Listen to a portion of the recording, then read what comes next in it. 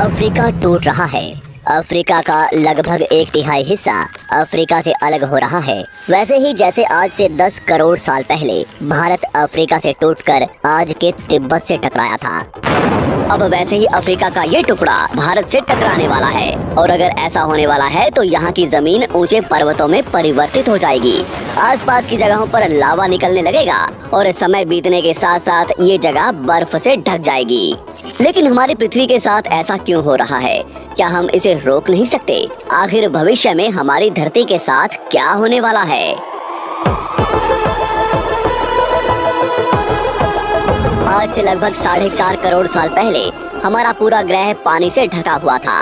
पृथ्वी को बने हुए कुछ ही साल हुए थे, जिसकी वजह से पानी के कुछ ही फुट नीचे लावा उबर रहा था। समय के साथ साथ ये लावा ज्वालामुखी के रूप में बाहर निकलने लगा, जिसकी वजह से पानी के ऊपर छोटे छोटे आइलैंड के रूप में जमीन बनना शुरू हुई। और कुछ लाख साल बाद पूरी पृथ्वी पर कई लाख छोटे छोटे द्वीप निकल चुके थे। और अब धीरे धीरे धरती की ऊपरी सतह ठंडी हो रही थी, जिसकी वजह से धरती में दरार होने लगी और इसी वजह से छोटे छोटे द्वीप एक जगह इकट्ठे होने लगे।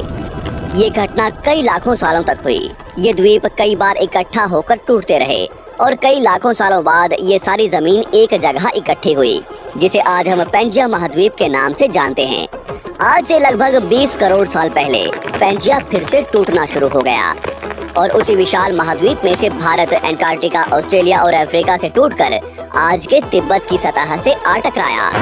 टकराव इतना भयंकर था कि इसकी वजह से तिब्बत की जमीन सिकुड़ गई और जहां टकराव हुआ वहां विशाल हिमालय खड़ा हो गया। आज भी माउंट एवरेस्ट की ऊंचाई बढ़ रही है, क्योंकि भारत की जमीन तिब्बत की ओर दबती जा रही है। आज आप जितने भी देश जानते हैं वो करोड़ों सालों पहले एक हुआ करते थे। धीरे धीरे वो अलग हो गए और आज भी हर साल धीरे धीरे अलग हो रहे हैं। और इसका सबसे बड़ा उदाहरण है अफ्रीका का ये हिस्सा, जो 2 हिस्सों में टूट रहा है।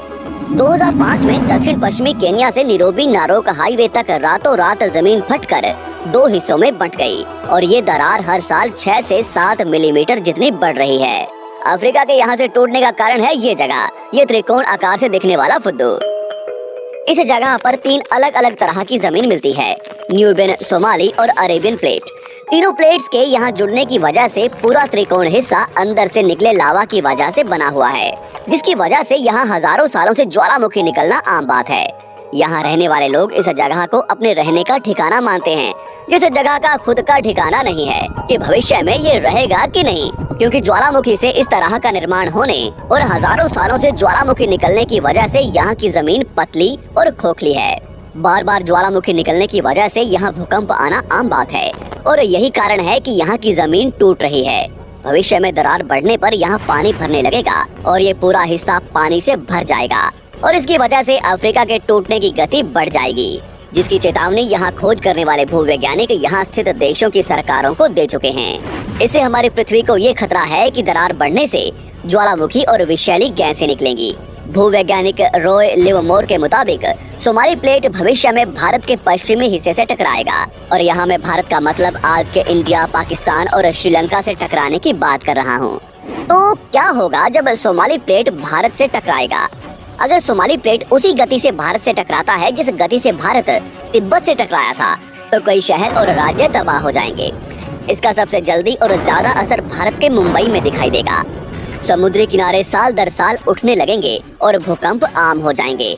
समय के साथ साथ ज्वालामुखी फूटने लगेंगे। धीरे धीरे सोमाली प्लेट गोवा से केरला और श्रीलंका के संपर्क में भी आ चुकी होगी।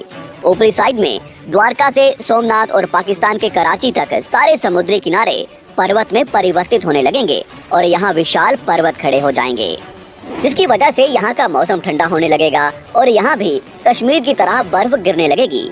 बर्फ पिघलने की वजह से आसपास कई सारी नदियाँ निकलने लगेंगी और आसपास के हिस्से घने जंगलों में परिवर्तित होने लगेंगे। टकराव की वजह से साउथ इंडिया टेढ़ा हो जाएगा। उस वक्त तक आज के नेपाल और भूटान का बहुत बड़ा हिस्सा हिमालय में जा चुका होगा। इस वक्त तक सिर्फ भारत ही नहीं, पूरी दुनिया बदल चुकी होगी। पृथ्वी की सारी जमीन एक जगह इकट्ठा हो चुकी होगी और इसकी वजह से आज के ज्यादातर देशों का वातावरण बदल चुका होगा। आज का पूरा एशिया और ज्यादा उत्तर की तरफ जा चुका होगा, जिसकी वजह से आज के घने जंगल रेगिस्तान में परिवर्तित हो चुके होंगे और आज के रेगिस्तान घने जंगलों में। तो इस वीडियो को देखकर दुबई और सऊदी अरब में रहने वाले लोग नाचना शुरू ना करें, क्योंकि अगर पृथ्वी का भविष्य में ऐसा होता भी है तो अफ्रीका के भारत से टकराने और पूरी पृथ्वी की जमीन एक जगह इकट्ठा होने में बहुत साल लगेंगे। इतने की तब तक आपके बाद आने वाली हजारों पीढ़ियां बीत चुकी होंगी। हो सकता है कि हम तब तक एक बहुत विकसित प्रजाति बन चुके हों और हम पृथ्वी के अलावा दूसरे ग्रहों पर भी रहने लगे हों।